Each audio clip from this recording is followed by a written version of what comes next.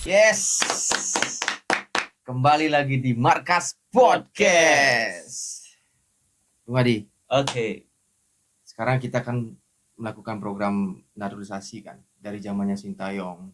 yang sebelumnya juga sudah ada. Ya, oh iya dari zamannya siapa namanya Gonzales, Ya, Ivan Bahdim. Ivan Bahdim bukan naturalisasi. Oh dia naturalisasi, dia Bukan. memang warga kita. Warga kita dia pernah dia kan lama di Belanda aja. Itu bukan Saya kira naturalisasi dia. proses Lili Pali. naturalisasi. Lili Pali itu baru proses Ya, naturalisasi. ya. Ada lagi yang dari Afrika itu siapa namanya? Igbo Nivo itu kan? Munivo, Greg Ngopolo. Dari dulu emang ya. Oh, Greg lagi satu ya. Yang lagi viral sekarang kan. Ya. Yang disomasi. Yang disomasi kan. Ya. TV1. Oh, TV1 yang somasi. Gara-gara statementnya itu. Ya. Ya. Salah satu konten. Nah, dari naturalisasi itu Ya. negara-negara lain ya kan, terutama yang di Asia melihat sukses. Jadi mereka satu persatu niru nih, Bung Adi. Menurut Bung Adi gimana tuh? Nah, ditekankan dulu ya Bung Tangkas ya, naturalisasi. Ya, naturalisasi ya. Dengan memang punya darah Indonesia, beda itu. Ya. Beda ya. Contoh kayak yang kita naturalisasi itu sebenarnya adalah seperti Christian Gonzales, Macron. Oh, maksudnya itu baru benar-benar yang namanya naturalisasi yang sudah murni naturalisasi. Ya, yang sudah dia bukan ke aslinya warga negara, tidak memiliki darah Indonesia. Ya. Dan lama juga ada di Indonesia. Ada tuh undang-undangnya. Nah, itu baru namanya naturalisasi. Dan kenapa yang kemarin ini yang kayak JZ kan ada dari Semarang? Nah, itu kan persepsi orang. Artinya biar cepat aja gitu namanya naturalisasi gitu. Naturalisasi namanya, padahal itu proses pengembalian anaknya kita sebenarnya. Iya, warga kita. Karena ada darah dari Indonesia sendiri. Indonesia yang dibilang ya diibaratkan itu adalah naturalisasi. Tuh. Nah, pertanyaan Bung Tangkas, banyak yang meniru negara-negara lain, contohnya tetangga kita, Malaysia, Vietnam aja yang nyatanya dulu bilang nggak mau naturalisasi kan? Karena memang ada undang-undangnya ya. Ya, sekarang sudah dibuka itu undang-undangnya. Ya, sekarang sudah ada 2 naturalisasi, sekarang ada yang baru. Ya. Lagi. Nah, mungkin negara-negara lain mencontek kita, kita adalah mencontek ya, padahal naturalisasi kalau di Asia Tenggara itu Singapura duluan. Ya kan, proses naturalisasi seperti awalnya itu. Awalnya mereka Singapura kan. Nah, melihat kemajuan yang sangat pesat di negara kita, adanya proses ini, nah yang katanya naturalisasi ini, membuat negara tetangga ya kelabakan, kebingungan, ya kan, wih keren-keren nih, gitu. Ini prospeknya bagus nih, gitu. Ya. Akhirnya mereka mulai dilihat sukses. Ya, dilihat sukses karena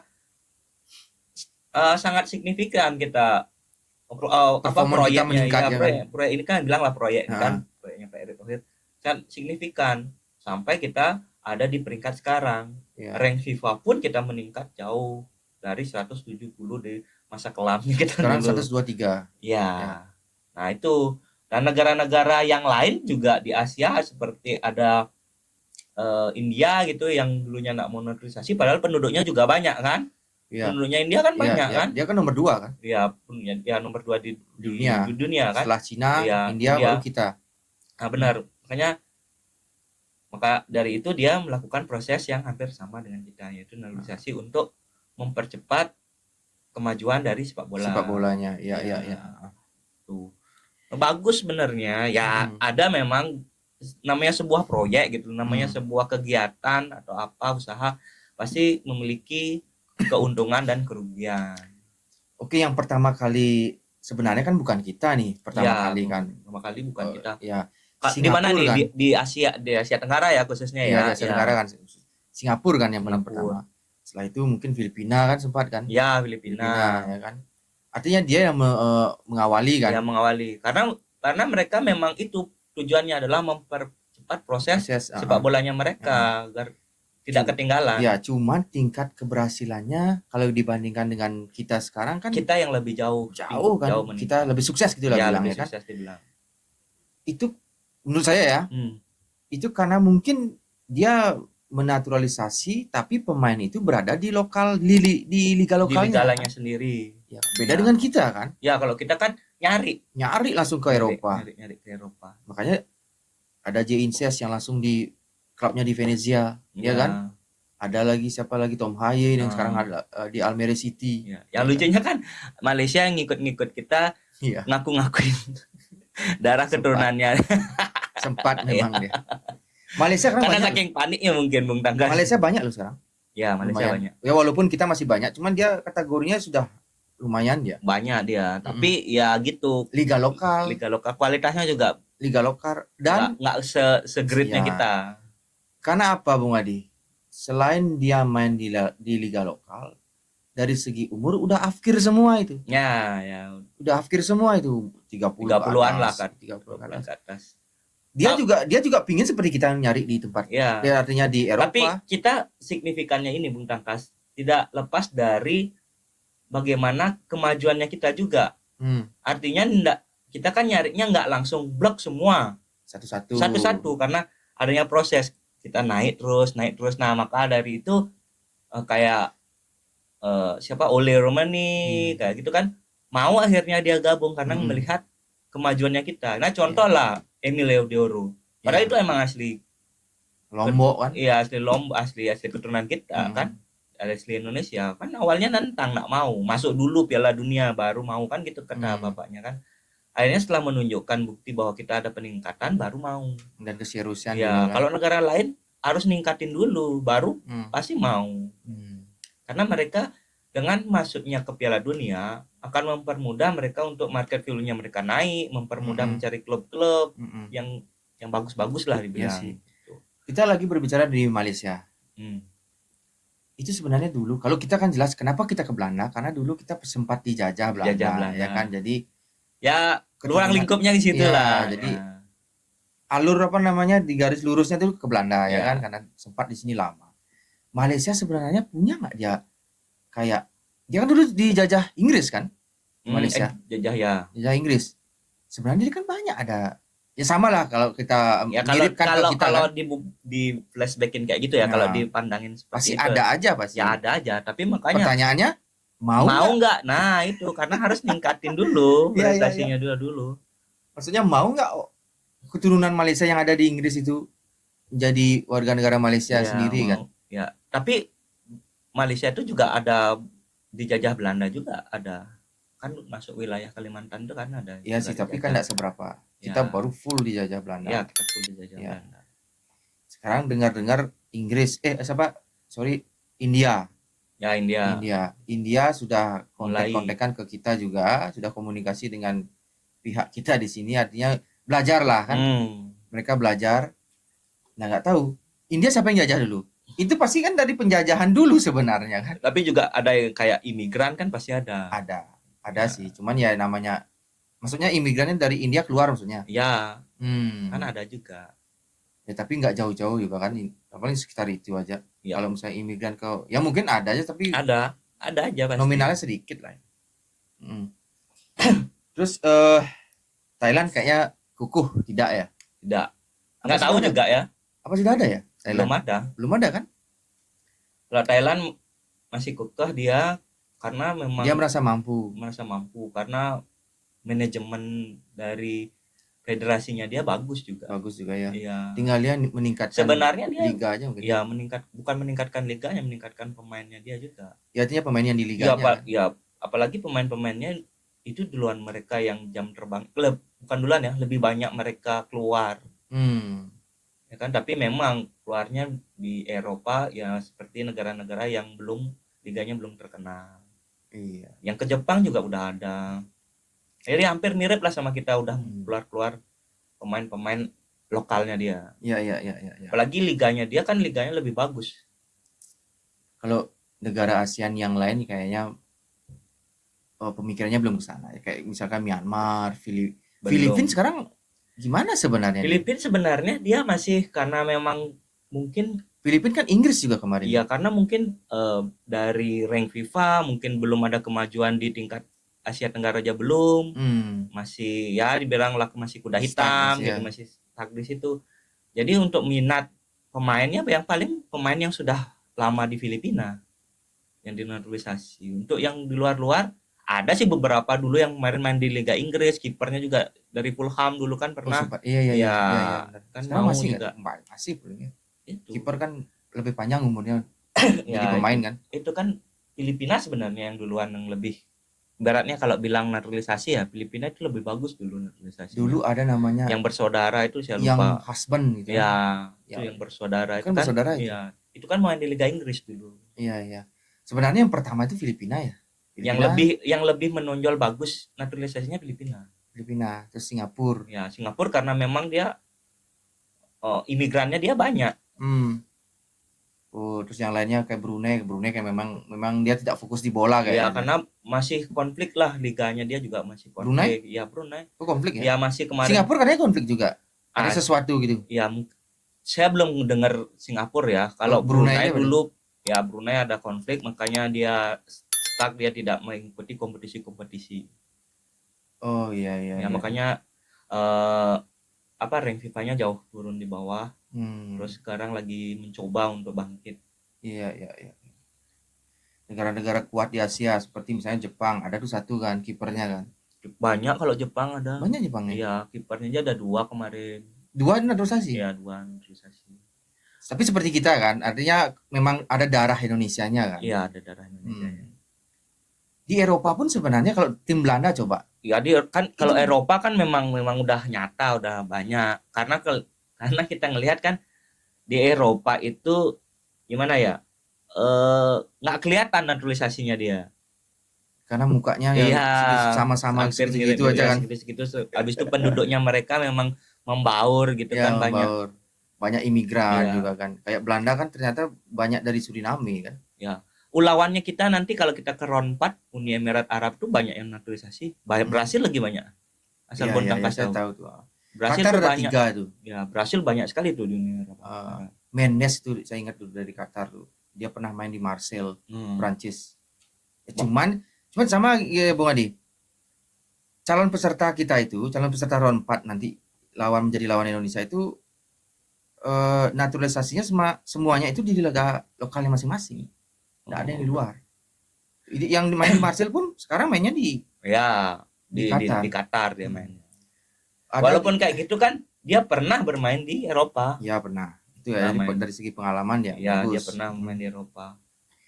Kayak Uni Emirat Arab ada 8 naturalisasi. Semua dari Brasil. Ya, yang maksudnya 8 tuh Brasil semua. Tapi pemainnya saat ini main di liga lokal. Ya, di lokalnya Uni Emirat Arab.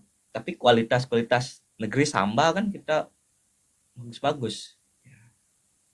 Cuman ya karena ada lama-lama di liga lokal ya terkontaminasi lah. Jadi sama aja. Artinya di round 4 itu nanti saya pikir Indonesia mudah untuk cari kemenangan, lolos langsung juara grup, lolos. Kalau saya nggak berani berekspektasi tinggi Bung Tangkas. Kalau saya dari analisa saya itulah seperti tadi. Ya, kalau memang di atas kertas contoh. Ya, di atas kertas contoh gampang gitu. Australia lawan kita ekspektasi kita menang, kalah. Cina kemarin, ya kan? Ya masih zamannya STY. Ekspektasi saya dari Cina dah. Ekspektasi saya Bu Adi belajar dari situ ya. Ya, saya agak turun ekspektasi saya biar artinya lebih realistis saja. Ya, lebih berhati-hati. Ya, lebih realistis saja. Karena memang di lapangan tuh kita nggak tahu kayak gimana. Di atas kertas boleh. Di atas lapangan beda. Kalau di sparekan one by one, satu persatu pemain, ini kayaknya bisa ngimbangin, kayaknya ini menang. Ya. Ternyata hasil lapangan ya sesuai. Ya. Memang bola itu bundar, di atas lapangan beda memang. Makanya banyak yang ada yang pro, ada yang kontra tentang bagaimana kita mudahnya lolos nanti. Iya. Kalau saya nggak berani berekspektasi tinggi. Bukannya kalau yakin karena memang nurani kan pengen lolos. Ya. Tapi kalau melihat hal-hal yang terjadi sebelumnya, jadi saya mikir dari Cina, Australia. Nanti kenapa nanti waktu saya nonton misalnya lawan Cina gitu, yang mudah-mudahan enggak ya, tidak di luar ekspektasi, itu sangat sakit Bung Tangkas. Nangis terseduh-seduh kan. Ya, sekali mukanya. Jongkok di kamar mandi. Di atasnya shower. Oke, Bung Adi, terakhir Bung Adi. Oke. Kita kan sudah banyak ada pemain-pemain anggap sudah naturalisasi ya kan. Ya.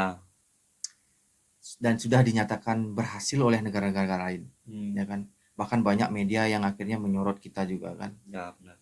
Di samping itu juga ada netizen kita yang kuat kan.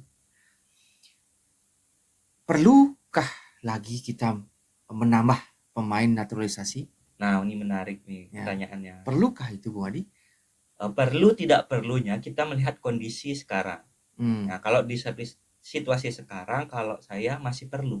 Masih perlu ya? Ya, kenapa saya bilang masih perlu? Karena kita masih memerlukan kedalaman tim, Bung Takas. Kedalaman tim gimana biar seimbang lah antara pemain inti dengan pemain cadangan. Nah, nanti kan ada kejadian bahwa ada beberapa pemain lokal lah kita bilang kita atau pemain naturalisasi yang sudah lama yang mengemban tugas sama Indonesia selama kepelatihan yang dulu akan dicoret. Nah, itu adalah sebuah resiko di mana program untuk menambahkan pemain naturalisasi. Tapi kan ini demi skuadnya kita, demi kedalaman skuadnya kita. Contoh saya bilang adalah misal nih, kalau kiper sudah kita memiliki 2 kualitas kiper yang bagus lah sepadan. Kita sekarang di kiri, wing back kiri, kita sudah punya Verdong dan Dan James. Dan cadangannya pun Saint Patinama yang tidak bisa kita ragukan juga kan. Arhan lagi satu. Ya, Arhan kan. Nah, kemungkinan kan kalau ada pemain lagi kan Arhan bisa keluar. Nah, itu. Ya kan. Contoh Asnawi sekarang udah nggak dipakai lagi. Ya. Jadi kan? dipanggil lagi ya. Dipanggil lagi. Contoh sekarang lagi adalah Mark Locke. Mark Locke dulu kan kita naturalisasi. Udah nggak kita pakai lagi. Nah, yang kita perlukan di kedalaman kita sekarang yang saya paling bahaya adalah penggantinya Tom Haye dan Pelopesi. Ini Pelopesi ini adalah baru kita dapat kepingan yang hilang. Perlu penggantinya. Kalau Ole di depan? Kalau Ole saya masih ada penggantinya. Masih ada seperti Rafael Strike yang sudah Iya. Dulu dah lumayan bagus lah kita bilang kan, ada Orat Mangun kan.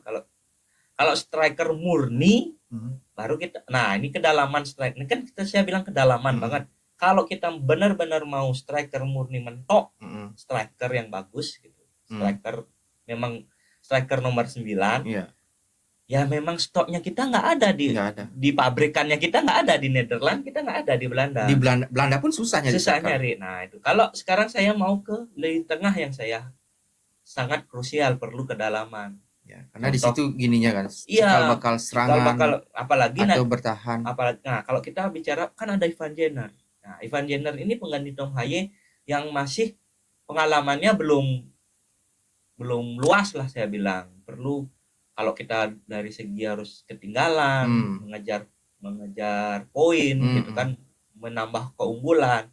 Nah, sosok Tom Haye ini kan cuma bisa bermain 75 menit. Nah, kalau dia cedera dari awal, itu yang susah. Pelopesi lagi. Kemarin nyoba Nathan enggak jalan. Nyoba Ivar Jenner kurang maksimal. Nah, ini perlu kedalaman, yang maksudnya saya perlu nambah, tapi nambahnya di kedalamannya kita. Kalau misalnya nambah lagi yang sudah paten, sudah bagus, ditambah lagi, nah itu nggak usah lagi. Kegemukan itu. Iya, namanya kegemukan. Contoh back udah banyak banget. Central back ya, yang saya bilang. Central back udah Mesilger, sudah ada sudah ada Hapner, Jordi. Kalau Evan Bagot mau datang lagi, ada Evan Bagot. Ya kan, gitu. Berarti menurut Bung Adi perlu. Oke. Dalam situasi tertentu. Iya. Nah, yang saya perlu ini adalah enggak yang berumur kalau saya maunya. Yang masih muda. Yang masih bukan muda, yang udah matang antara umur 24 27. Oh, sekitaran itu. Iya, sekitaran 24 sampai 27. Jadi kalau dipakai 4 tahun lagi kan masih bisa. Iya. Contoh kalau Tom Haye kayaknya sama Pelopesi kayaknya ini adalah bisa jadi ini yang terakhir ya kan. Bisa jadi kan, kita nggak tahu kalau dia mampu Ya kayaknya kalau Tom Haye sekarang terakhir. Ya. Buktinya sekarang aja udah nggak bisa main di 90 menit. Iya, itu sampai habis bilang kan. Nah, apalagi kalau nambah umur lagi kan. Kalau untuk kedalaman perlu. Nah, kalau untuk proyek naturalisasi untuk mudanya, saya anggap di umur U18, U19 tuh nggak usah lah. Kalau saya perlunya di umur U21 mulai naturalisasi sampai tim senior. Kalau umur U segitu, pakailah punyanya kita dulu coba. Nah itu. Tapi pembibitan kan perlu Bung Adi Ya, sebenarnya. itu udah saya bilang, pembibitan dari pemain lokalnya kita. Kalau memang nggak sukses ya di U21-nya nyari. Jangan nyarinya di umur-umur masih fresh banget. Iya. Ini saat ini kan U17 lagi mau action ini. Ya. Mau action. Itu kan ada nggak itu? Ada kan 1-2 Ada Becker. Oh iya, Becker di situ kan. Iya. 1 ya?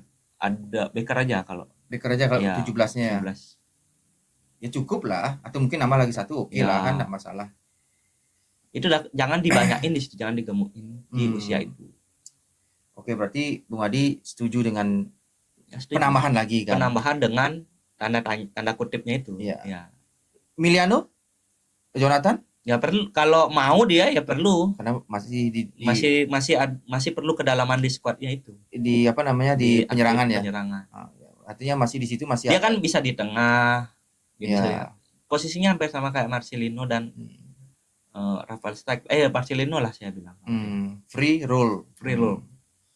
Oke Bang Adi, terima kasih ya atas semua ceramahnya. Oke, kita akhiri aja Bung Adi. Oke. Ya, saya Tangkas. Jadi. Ciao.